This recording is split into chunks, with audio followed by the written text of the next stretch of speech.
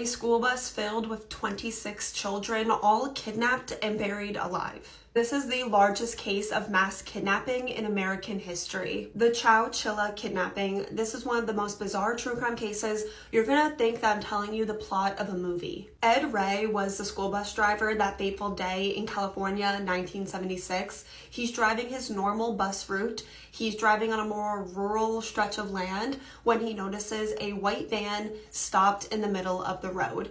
Thinking that maybe they're experiencing some kind of car trouble, he pulls over to try and help them, and that's when two men get out of the van. They have nylon stockings over their heads and they're carrying large weapons, and they start approaching the school bus. Ed has 26 children on his school bus, ranging in ages from 5 years old to 14 years old, and he's terrified if he makes one wrong move that these men are going to open fire on all these children. So for the time being, he complies with whatever they say. The two men hijack the school bus and begin driving it away, while a third kidnapper is following behind them in the white van. They drove to a secluded area, and that's when they loaded the 26 children and the school bus driver Ed into two vans, and then they drove those vans 12 hours. And the back of the vans are completely boarded up, so they're in these vans for 12 hours in total darkness. Can you even imagine the fear and confusion? Ed is the only adult in the situation, trying his best to be responsible for 26 children, try and keep them calm and keep them safe. And meanwhile, back home, dozens of parents are realizing that their children have not come home from school. The authorities find the school bus just abandoned in that secluded area, and now there's massive panic. Everyone knew about this for miles. Could you even imagine 26 children and their bus driver just all vanishing into thin air? And the phone lines are absolutely being blown up with hundreds of calls. People are calling in with tips or theories. The media is calling. Concerned family members and community members are calling. The phones are ringing off the hook. Meanwhile, the children and Ed have been in the back of this van driving for 12 hours. They're taken over 100 miles away from home. And then the van stops. And the three men, they come, open the door, and they take Ed, and then they slam the door.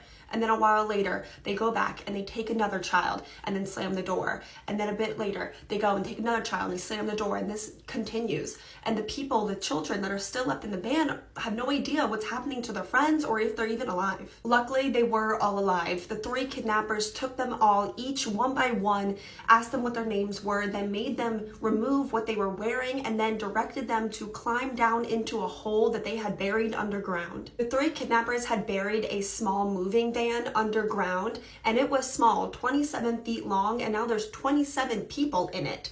There was dirty mattresses on the ground, a small amount of food and water, and then the kidnappers took one single roll of toilet paper, threw it down at them, and then told the 26 children and Ed that they would be back for them later, and then covered the hole with a manhole grate. I keep going back to how terrifying this situation would be for anyone, but this is happening to children as young as 5 years old.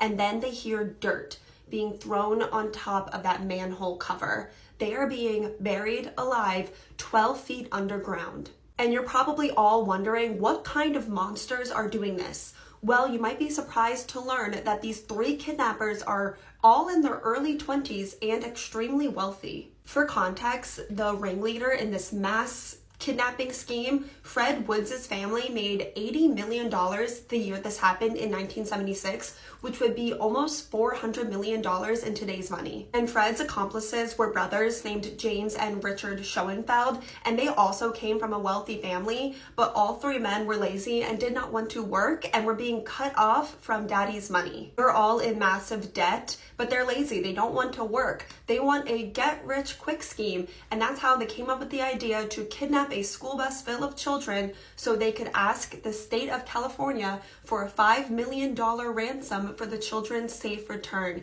And they planned this out for about a year and a half. And after they buried the 26 children and Ed underground, they went back home to call the authorities and make the ransom demand. But remember, the phones are ringing off the hook with those hundreds of calls of tips and the media and concerned citizens. So their call for ransom demand could not go through. The three men decided that they were just going to try and call later. And in the meantime, they would take a little nap. You know, they had such a long day, but they napped so long, in fact, that Ed and the 26 children had been buried underground for over 12 hours, and they were running out of air. The small amount of food and water that the kidnappers have left for them, it was gone. The chances of them even getting out of this hole alive to be given up for ransom were looking slim. It had been over 12 hours and the kidnappers never came back like they said they would, and this just shows the amount of bravery and the will to survive that these children had, because they were going to get out of here. They began stacking those mattresses that were thrown on the ground on top of each other, and then started to stand on each other's shoulders so they could reach that manhole cover 12 feet above them. The oldest of the children was a 14-year-old boy named Michael Marshall, and he was able to kind of wiggle the manhole a little bit. So Ed, the bus driver, he climbs up and he holds it open to him just a little bit so that Michael was able to go in and wedge a piece of wood so he's able to wiggle the manhole actually off. The kidnappers had also put a heavy wooden box on top of the manhole, so 14-year-old Michael starts bashing at the wood and tearing at it with his bare hands until 16 hours after they were first imprisoned, he sees sunlight. 14-year-old Michael has just freed them. He's so brave because he's the first one to leave the hole, and he has no idea if the kidnappers are going to be out there waiting for him.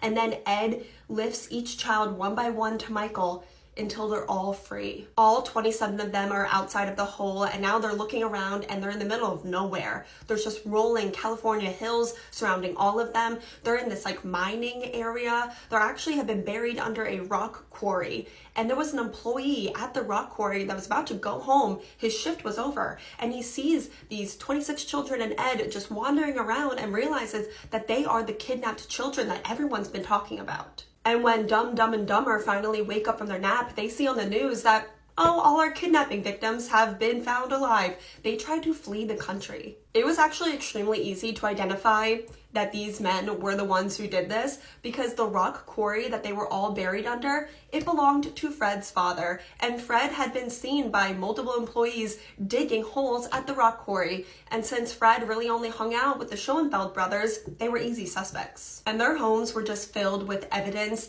including all of the kidnapped children's names just written on a fast food bag. They found a draft of the ransom letter, and then they also found a document just titled Plan that documented and described all of their plan in a lot of detail. All three men were eventually brought into custody and charged with 27 counts of kidnapping and 5 counts of kidnapping with bodily harm. A lot of the children were actually brave enough to testify and face their kidnappers, and all three men were found guilty of all charges and sentenced to life in prison without the possibility of parole. But all three men were able to successfully appeal the bodily harm charges because, technically they didn't beat them or anything. But all, or at least most of the children and Ed suffered with lifelong PTSD, trauma, anxiety, on top of the fact that they almost died down in that hole and they had to fight their way out to survive. But the court system decided that they did not count as bodily harm enough. So their sentences were all reduced to life in prison with the possibility of parole, and today all men have been released on parole. Richard was released in 2012, James was released in 2015, and Fred was released pretty recently in 2022. I know you guys are gonna have a lot of opinions, a lot of thoughts about this case. If you guys are still with me, thank you, because I know this was a long one. I'm gonna be reading all your guys' comments, replying to as many as I can. Let me know all your thoughts and opinions on this case. I know they'll be strong. And also while you're there, let me know what case you want to see me cover next. I love you guys so much. You have no idea, and I will see you tomorrow.